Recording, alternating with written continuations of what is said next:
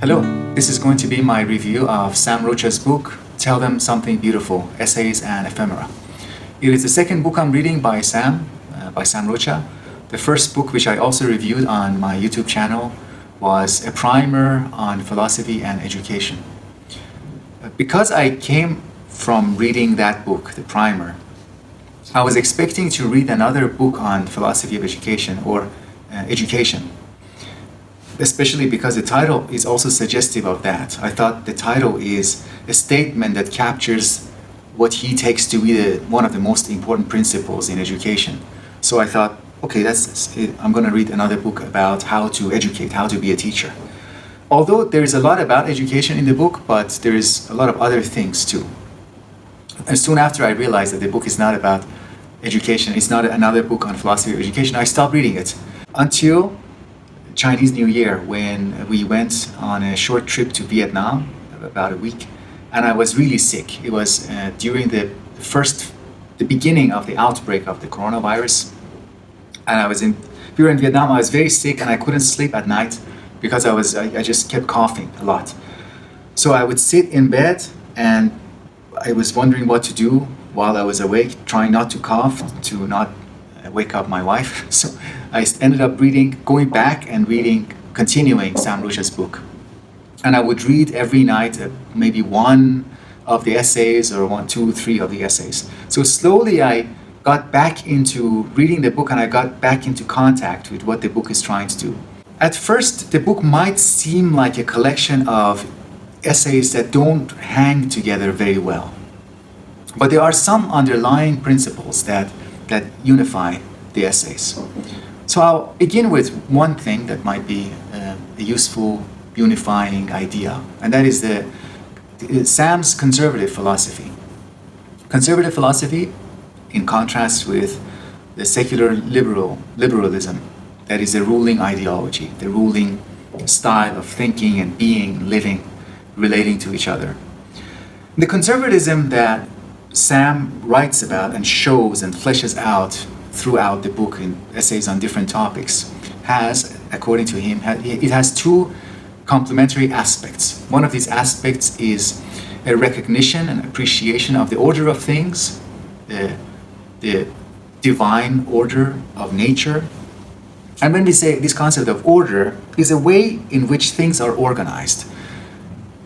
Cultural order is a way in which things are organized according to culture. Now, when we talk about order, I think the idea that comes to us most readily is maybe something like an order of evolutionary biology, a scientific order, scientifically accessible, knowable order of things, the way things are organized, the way things hang together, how they are hanging together, and the principle on top of everything that kind of everything serves, everything strives towards, and everything is according to that order. So what we are most familiar with, perhaps most of us, most of the time, things are presented to us according to something like the order of evolutionary biology. But Sam describes another order, another way of thinking about ourselves, another way of being organized, and that is the order of love, the divine order, which is part of nature, can be part of nature, and part of what we are, or how we are. So that's one, the order of things. That's one side of conservatism.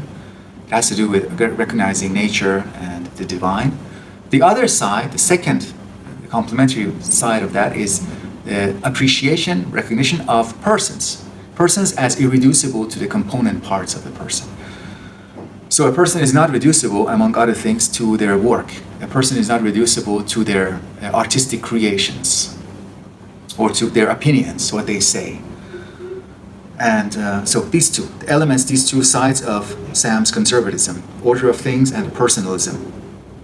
So we can take this conservative approach, viewpoint, and see how he applies them to different topics. And he is a very original, stimulating thinker and writer. In every topic that he touches on, he brings something new to the table, at least in my experience. So let's begin with how he talks about the truth. So we talk about the truth according to, I don't know, the political order, scientific order, the order of journalism, so not the order of love. And we hear things like freedom of speech is above everything else, or I'm just saying what the facts are. I'm saying, telling it how it is, as it is. I forgot the exact phrasing, but it's something like I'm telling it as it is, or how it is, expressing a kind of a carefree disregard for people's feelings and a regard, an utmost regard for the truth. And Sam rightly points out that when we talk about truth in this way, we are implicitly using truth in an antagonistic relationship as kind of like a weapon. It's as if we are already looking for some ammunition, looking for a weapon to continue our ongoing combat against the other side. And truth just happens to serve that function for a time. But truth, our expressions of truth, our admissions of truth, have to be considered in the context of our relationship with each other, and a relationship that can be driven by care, that can be guided by the way we are considering the well-being of each other as well, not just the truth. That's why telling the truth becomes combined and becomes guided by other principles, like telling something that is beautiful, telling something that is not going to go against the well-being of another person to the other side. Telling the truth that unites us, connects us, brings us closer. Telling truth in accordance with the order of love. So that's the topic of truth. It can be handled in a way that acknowledges our relationship with each other, that we already exist in relation with each other, and we can handle and deal with truth in a way that enhances those relationships or damages them. He also talks about attention to news and events, current events. And he talks about how news is treated by us as spectacle. Events that we hear about, we talk about, they are these shiny, attractive, maybe fearful, arousing spectacles that drag us out of our boredom. And this is something that guides us towards a selection of media, selection of social content that comes to us in social media, content that comes to us in news. And news media are also fighting with each other to give us this, what is most spectacular.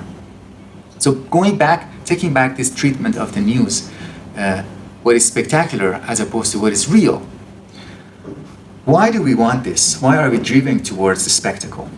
It's because we are out of the order of love, because we are out of touch with each other, we are alienated, we are finding ourselves in a place in which we don't feel at home, we don't find ourselves at home, we don't find ourselves connected properly to other fellow human beings.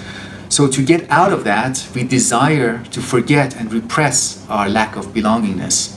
And that is the response to that. One way to deal with that is to forget about ourselves, forget about the reality of our conditions, and go towards the spectacle. Of course, the news cycle takes us from one spectacle to the other, never really ceasing to run away from boredom and run away from reality. Now, there's next theme I want to touch on is the topic of certainty, what it means for a human being to be certain, not for an information system. He talks about certainty, Sam talks about certainty in terms of certainty with the head, the attitude of being certain with one's head, and being certain with one's head and heart. And certainty takes a different flavor, it takes a different shape when we are considering being certain of something with our heart. He talks about the example of being in love or missing someone, which is a really great example. He said that I am certain when I really miss someone.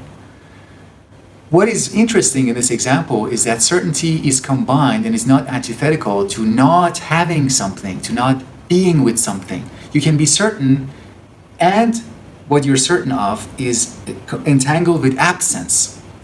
Somebody is absent and I miss that person and I'm certain of it. So it is not just in presence of something that we have certainty. It can also be in the absence of something. We can be certain in silence and in absence. That's a way to think about certainty as a mode of being for a human person.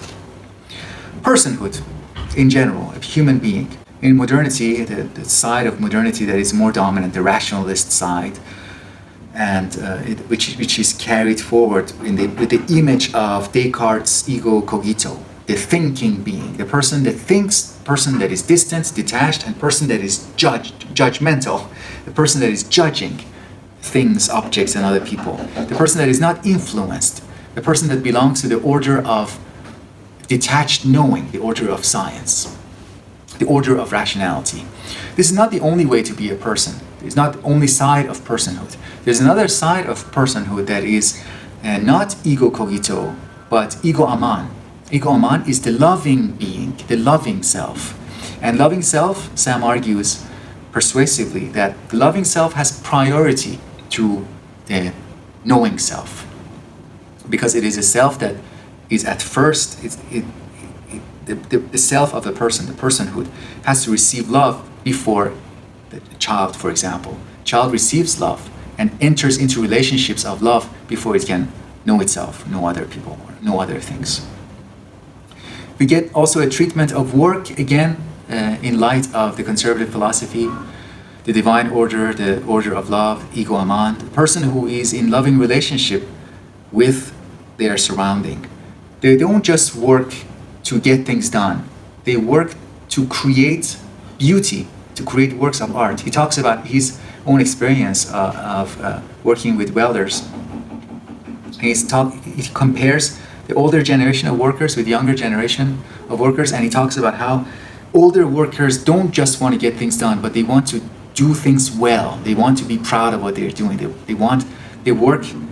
They go beyond what is necessary to create things that are well done, that are beautifully done, which suggests, again, belonging to another order, not just the order of efficiency, order of getting your work done, getting money, and buying things with the money that you get.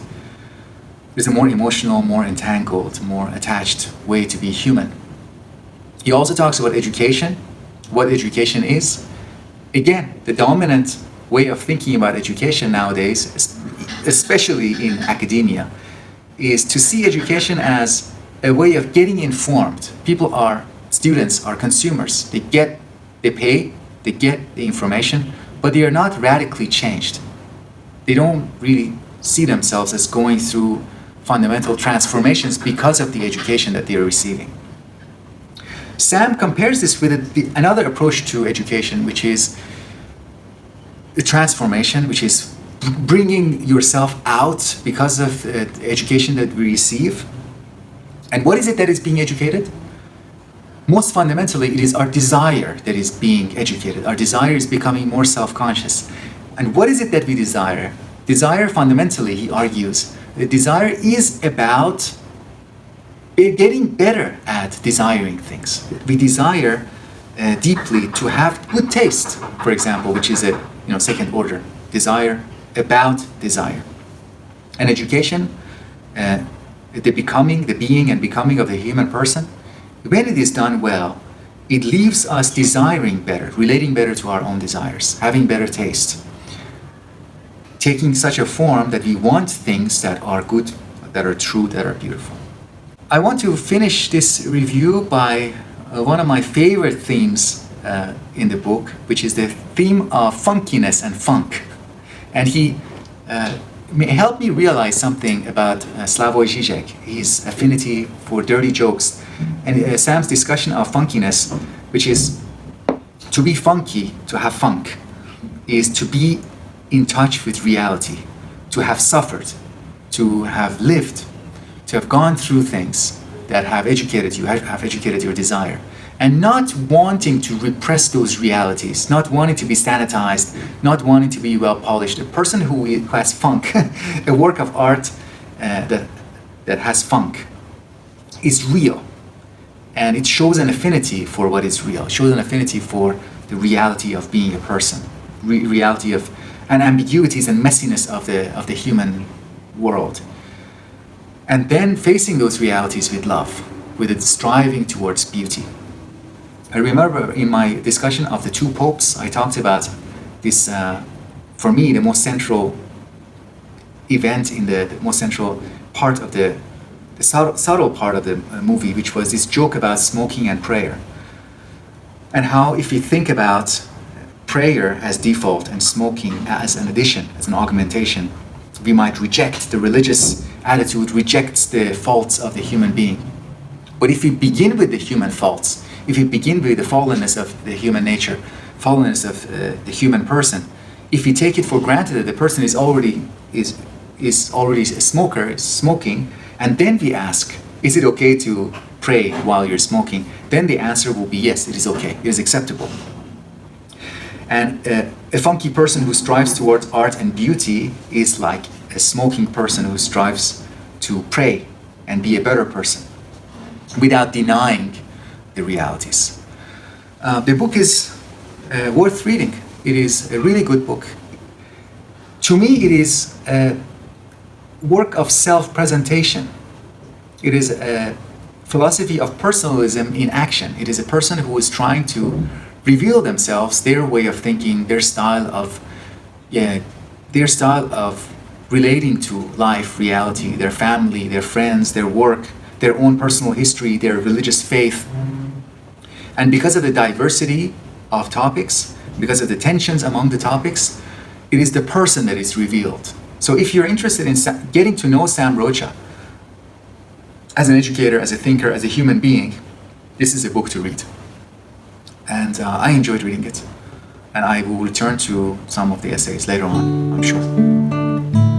Okay, that's good. Thank you for listening. Thank you for your attention. And I will speak to you later.